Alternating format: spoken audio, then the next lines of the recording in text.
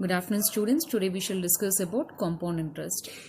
Write a short note on compound interest. This is how we can expect a question in the exam. The extra charge paid for the borrowed money is called as an interest. Let the principal borrowed be denoted by capital P, amount be denoted by capital A, rate of interest be denoted by small r, and the time in years will be generally denoted by small t. The amount compounded annually per annum is given by the formula A is equal to P into 1 plus R whole to the power of T. For T is equal to 1 year, we can write the formula as A is equal to P into 1 plus R. For T is equal to 2 years, we can write it as A is equal to P into 1 plus R whole square. Here T will be representing the time. The amount compounded half yearly, that is twice per annum, can be given by the formula A is equal to P into 1 plus R by 2 whole to the power of T. As it is twice per annum, we divide R by 2. R by 2 whole to the power of T. For T is equal to 6 months, we can write the formula as A is equal to P into 1 plus R by T. R by 2. For T is equal to 1 year, we can write as A is equal to P into 1 plus R by 2 whole square. Twice per annum, so it is whole square.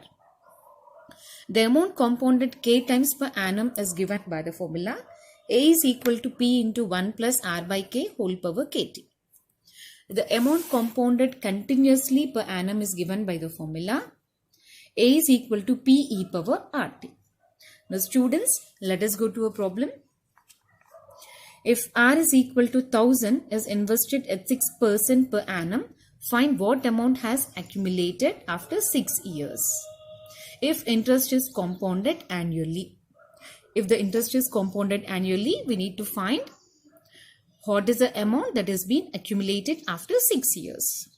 The amount compounded annually per annum at a rate of interest R with the principal capital P is given by the formula A is equal to P into 1 plus R whole power T. Here P is given as 1000 rupees. P is equal to 1000. R is equal to 6%. R is equal to rate of interest 6%. 6 divided by 100, we can write it as 1 plus 6 divided by 100 whole to the power of 6 after 6 years. So whole to the power of 6, which is equal to 14,185.19. Now this is the amount that is being compounded annually after 6 years. If you are taking the interest at 6% interest. Next one. Find the time required for money to double when invested at 7% per annum compounded continuously. Given that rate of interest R is equal to 7%, we can write as 7 divided by 100. Let the principal be capital P and amount be capital A. The amount has been doubled. So we can write it as A is equal to 2 into P. So 2 into principal. The amount compounded continuously per annum at a rate R with principal capital P is given by the formula A is equal to P e power RT. That is 2P is equal to P into e power 70 divided by 100. R is 7 by 100. Now substitute here. P and P will get cancelled here. Now 2 is equal to e power 0.07t. Apply log base e on both sides. Log 2 base e is equal to log e power 0.07t base e. Log 2 base e is equal to 0.07t. Or t is equal to log 2 base e divided by 0.07, which is equal to 9.9 years. Hence, what is the time required for the principal to double? For the amount to double is 9.9 years. Orthogonal trajectories. First, let us see how we find the equation of orthogonal trajectory for a Cartesian curve. Consider the Cartesian curve f of x, y, c is equal to 0, where c is an arbitrary constant. The first step we need to do here is differentiate equation 1 with respect to x. Consider the given equation in x, y, c as first equation and differentiate 1 with respect to x. Then step 2. Eliminate the arbitrary constant c by substituting method where form a differential equation of the form dy by dx equal to f of xy.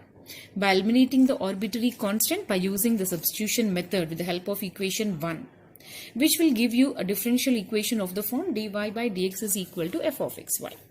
Third step, Now replace the function f of xy with minus 1 by f of xy in equation 2. Then your equation 2 will reduce to this form. dy by dx is equal to minus 1 by f of xy. Next step, solve the above equation by which will give you the required orthogonal trajectory. Now you can go for the variable separable form, and after integrating that will give you the solution, and which is the required orthogonal trajectory. Now let us go to the problem. Find the family orthogonal to the family y is equal to c e power minus x of the exponential curve. Determine the members of each family passing through 0, 4. Given equation is y is equal to c e power minus x. Differentiate with respect to x. This is the first step we are going to do here. dy by dx is equal to c e power minus x into minus 1. dy by dx is equal to minus y. Already you know that minus c e power minus x can be replaced as minus y from equation 1. So it is minus y. For orthogonal trajectories, we will be replacing f of xy by minus 1 by f of xy. So it is dy by dx equal to minus 1 divided by minus y. Now we will go for the variable separable form. Y dy is equal to dx. And then now integrate it on both the sides. After integrating, we get integration y dy equal to integration dx. Y square by 2 is equal to x plus k, or y square is equal to 2 into x plus k. Now we need to find the orthogonal trajectories that are passing through the point 0, 4. Now let us substitute x is equal to 0 and y is equal to 4 in this equation. So 4 is equal to c e power minus 0. In equation 1 we are substituting first. So 4 is equal to c e power minus 0. That is 4 is equal to c into 1, or c is equal to 4. Now let us substitute the coordinate in equation 2, that is in our solution. 4 square 16 is equal to 2 into 0 plus k, that is 2k. So k is equal to 18. We got the constant values. Replace them in the equation. Now by substituting the value of c and k in equations 1 and 2, we get y is equal to 4 e power minus x and y square is equal to 2 into x plus 8. The family of curves passing through 0, 4 are the given equation y is equal to 4 e power minus x, and the solution y square equal to 2 into x plus 8. Thank you, students.